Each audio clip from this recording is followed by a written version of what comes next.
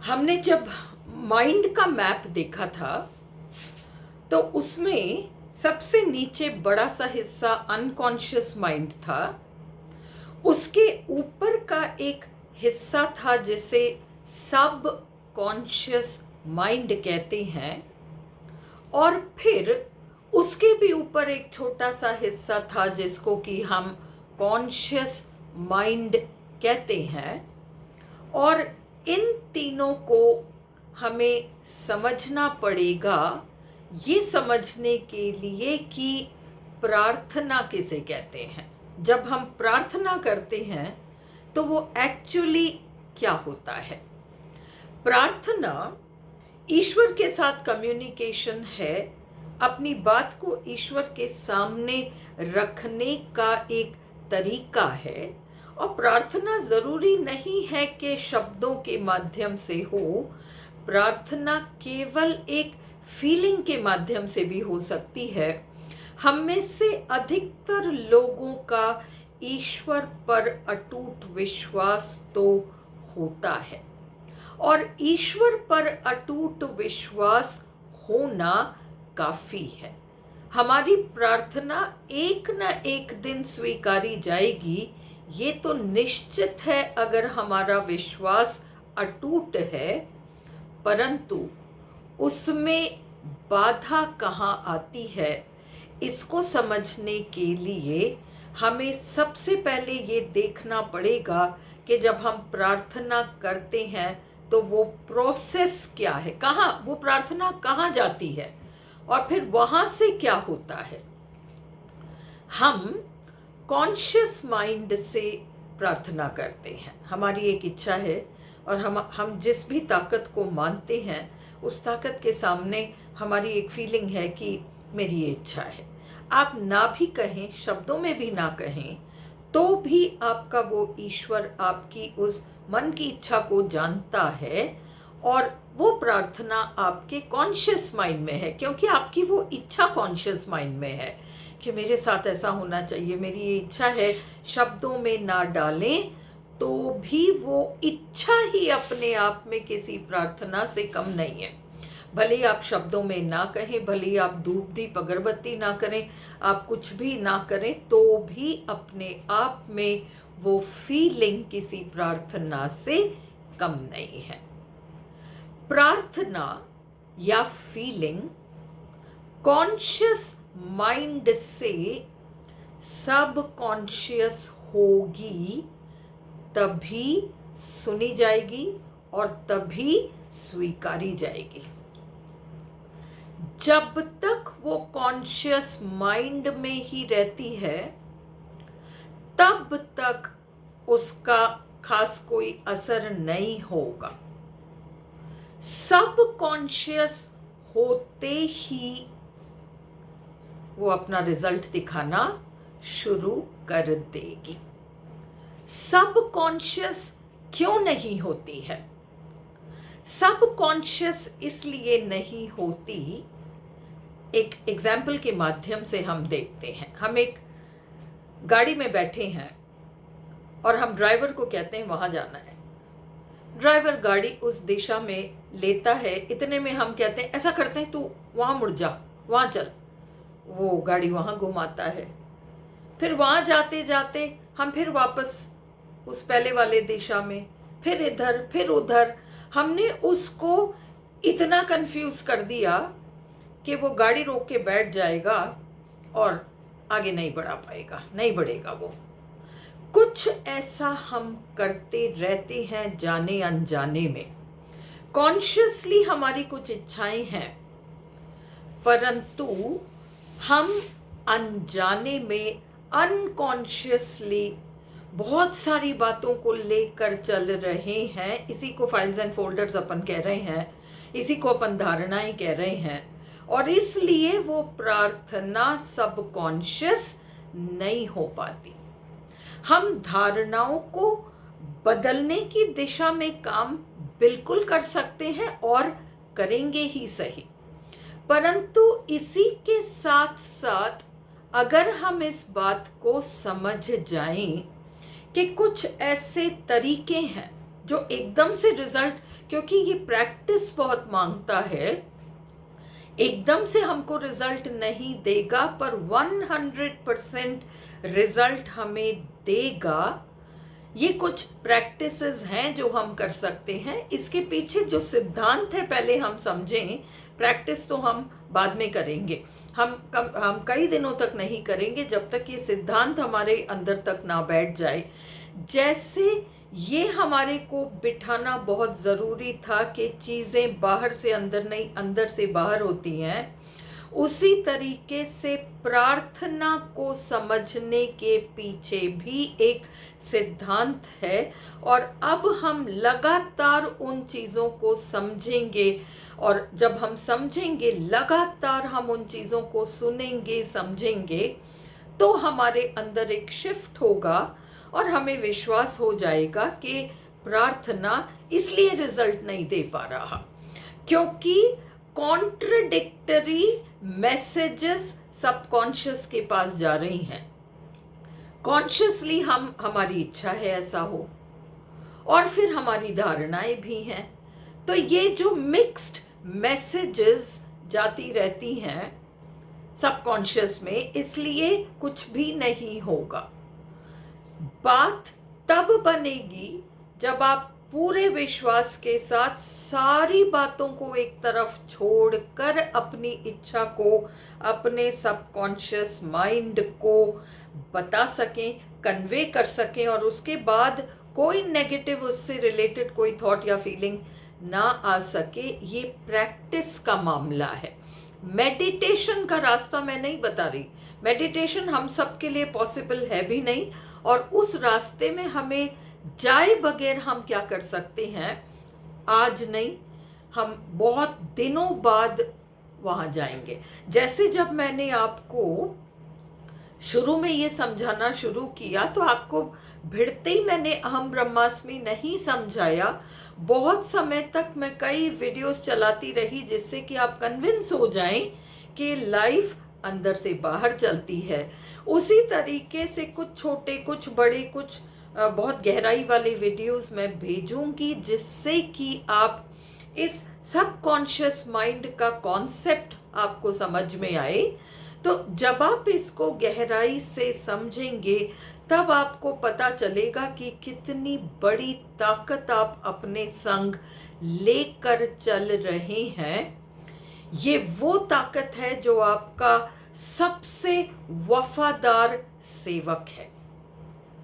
आपका आदेश तुरंत यह पालना करेगा, पर मिक्स्ड आदेश नहीं वो पालन करेगा ही नहीं। इतना वफादार है कि जब तक इसको क्लियर कट मैसेज ना आए, मैं ये चाहता हूं और मेरा ये काम बनना है, जब तक इस मैसेज को वह 100% रिसीव नहीं करता, तब तक वो कुछ भी नहीं करेगा। और इसके रास्ते में, मतलब ये मैसेज कॉन्शियस से सबकॉन्शियस हो, इसके रास्ते में बहुत सारी जो प्रॉब्लम्स या बाधाएं हैं, एक एक करके सारी ठीक हो सकती हैं, कोई बहुत बड़ी बात नहीं है, पर इसको हमें समझना पड़ेगा। कुछ मैं बहुत छोटे वीडियोस भेजूंगी, कुछ ताकि आप बस एक रनिंग में आते रहें, और जहाँ जहाँ मैं महसूस करूंगी कि अब आप रेडी हैं इससे ज़्यादा कुछ गहरा समझने को, तो मैं समझाऊंगी। तो आपको धीरे धीरे ये क्लियर होता चला जाएगा कि सबकॉन्शियस माइंड कितनी पावरफुल चीज़ है और आप इससे क्या क्या करा सकते हैं। सन 2018 में मेरी डॉटर की शादी हुई, और जब मैं उसके लिए लड़के ढूंढ रही थी, 2017 से मैंने ढूंढना शुरू किया, तो मैंने उससे पूछा कि तुम्हारी इच्छा क्या है, मुझे बता दो, तो मैं अकॉर्डिंगली ये जो शादी.com वगैरह में जो प्रोफाइल बनाना है तो वो मैं बनाऊं। तो मेरी डॉटर का कहना था, क्योंकि मैं दक्षिण भारत के ब्राह्मण परिवार से संबंध रखती हूँ, मेरी डॉटर और हम लोग उत्तर भारत में ही बड़े हुए हैं और यहीं का कल्चर देखा है और सारा समय यहीं निकाला है। मेरी डॉटर के मन में ये इच्छा थी कि नहीं, मैं एक साउथ इंडियन लड़के से शादी करना चाहती हूँ। उसने अपनी ये इच्छा प्रकट करी और उसने ये नहीं कहा, उसके मन में कोई साउथ इंडियन लड़का नहीं था। मैंने उससे ये भी पूछा कि तुम्हारे मन में कोई हो तो बता दो, तो मैं बात चलाती हूँ। तो उसका था कि नहीं नहीं, मेरे मन में कोई लड़का वड़का नहीं है, पर मैं साउथ इंडियन परिवार में शादी करना चाहती हूँ, मुझे उत्तर भारत में शादी नहीं करनी, मुझे साउथ के एक फैमिली में जाना है। फ़र्क इतना सा है हमारे यहाँ, जो ये बहुत जो इस तरीके का माइंडसेट है कि ऐसा ही ससुराल वालों का इतना कंट्रोल, ये सब हमारे यहाँ इतना नहीं होता। और हमारे यहाँ कल्चर थोड़ा सा अलग है, जहाँ पर बहू को बहुत फ्रीडम रहती है और बेटे बहू को बहुत आज़ादी रहती है। शायद उस बच्चे ने उस चीज़ को महसूस किया, उसकी सहेलियाँ रही होंगी, उसने कंपेयर किया होगा, सुना होगा, जो भी था, उसने ये इच्छा प्रकट करी। मैंने लड़के तो ढूंढना शुरू किया, एक्टिव रही, बहुत सारा कुछ किया, पर मैंने एक टेक्निक अपनाया और उस टेक्निक का वर्णन मैं बहुत ब्रीफ में यहाँ दे रही हूँ। आपको अभी कुछ भी प्रैक्टिस करने की ज़रूरत नहीं है, पर मैं रात को सोने से पहले 15 मिनट, मतलब अब मैं पलंग पर लेट गई हूँ, मैं सोने से पहले अपनी, जब मैं जस्ट ड्रिफ्टिंग ऑफ हूँ, बस अब मैं सोई जाऊंगी, मैं अपने मन की आंखों के सामने एक सीन देखा करती थी। उस सीन में मेरी डॉटर थी, जो कि उस साउथ इंडियन शादी के उस ड्रेस में, और फिर एक लड़का जिसकी शक्ल मुझे नहीं दिखी और मैं देख भी नहीं सकती थी, पर वो दूल्हा साउथ इंडियन वेशभूषा में। और हमारे में एक रस्म होता है जिसको कि ताली कहते हैं, वो मंगलसूत्र बांधने का एक रस्म, एक पीला धागा और उसके साथ वो गोल्ड का पूरा वो एक चेन और मंगलसूत्र, उसमें 2 पीसेस गोल्ड के लड़के वालों की तरफ से आता है और 2 पीसेस गोल्ड लड़की वालों की तरफ से आता है। वो चारों पीसेस उस चेन में जुड़ा रहता है और उसमें वो पीला जो धागा है उसको लपेटा जाता है और उस चीज़ को दूल्हा दुल्हन के गले में बांधता है, तब हम लोग मान लेते हैं कि शादी हो गई। 7 फेरों के वो जो हमारे फेरे होते हैं, 7 फेरे नहीं, पर जो भी फेरे होते हैं उसके तुरंत बाद सप्तपदी होती है, उसके बाद ये रस्म होता है। मैंने वो ताली बांधने के रस्म को अपने मन की आंखों के सामने देखा। एक पिक्चर, मेरी डॉटर वो साउथ इंडियन दुल्हन के वेशभूषा में, जो हम लोग का हेयर स्टाइल होता है, गजरे वजरे का स्टाइल होता है, फिर दूल्हे का वो जिस वेशभूषे में होता है, शक्ल नहीं दिखी तो भी, और वो ताली बांधने का रस्म, और मेरी सबसे अच्छी सहेली मेरे हाथ को दबा रही है और कह रही है दीदी कंग्रेचुलेशंस। तो ये पूरा का पूरा सीन, चाहे वो 1 मिनट का ही सीन था, मैंने इस सीन को अपनी आंखों से बार बार मैंने मन की आंखों से इस सीन को देखा है। इतनी बार मैं रिपीट करके, उस 15 मिनट में रिपीट करके और सो जाया करती थी। सुबह उठते ही इसी सीन को, लेटे लेटे पलंग पर बिना पलंग से उठे मैं इसी सीन को आंखों से देखा करती थी। पहले मैंने कुछ दिन यूं देखा कि मैं यहाँ हूँ और वो सीन मुझे सामने दिखाई पड़ रहा है, मतलब मैं अपने आप को देख पा रही हूँ उस सीन में। ऐसे मैंने इसको कुछ दिनों तक चालू किया, क्योंकि इस तरह की कल्पना करना बड़ा मुश्किल काम है, पर मैंने सीन को बहुत लंबे समय तक इस तरीके से अनुभव किया, और जब मैं इसके साथ कंफर्टेबल हो गई, फिर मैंने अपने आप को, अब मैं अपने आप को नहीं देख पा रही, मैं उस सीन में शामिल हो गई। मेरे आसपास वो शादी का मंडप है, वो सारा वो जो हॉल है, मंडप है, और वो दूल्हा दुल्हन, और वो सप्तपदी होने के बाद वो ताली बांधने का रस्म है। मैं खड़ी हूँ, मैं अपने आप को देख नहीं पा रही, पर मेरे को महसूस हो रहा है, मैं आंखों से उस चीज़ को देख रही हूँ, कानों से कुछ आवाज़ें सुन रही हूँ, क्योंकि हमारे इंद्रियों का शामिल होना बहुत ज़रूरी है। 7 दिन तो मैंने केवल मन की आंखों के सामने देखा। इसके बाद मैंने मन की आंखों से देखा, कानों में मुझे कुछ जैसे सुनाई पड़ रहा है, लोग आसपास हैं। मेरी सहेली कंग्रेचुलेशंस कह रही है।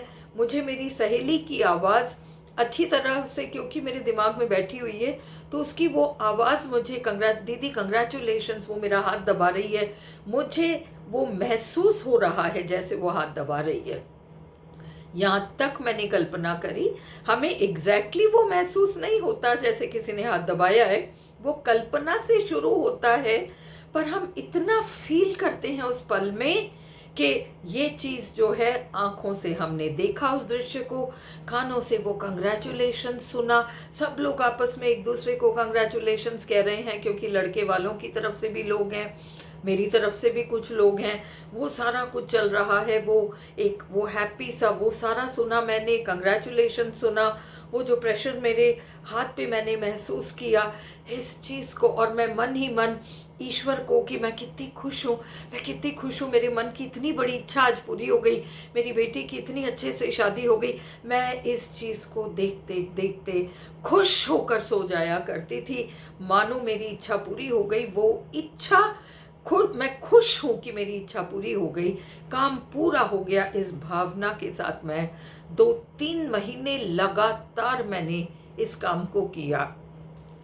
हूबहू, आप विश्वास करें तो करें, आप नहीं करें तो जब आप खुद अपने लाइफ में किसी सिचुएशन के साथ इसको एक्सपीरियंस करेंगे, तब आपको समझ में आएगा कि ये चीज़ें बिल्कुल होती हैं।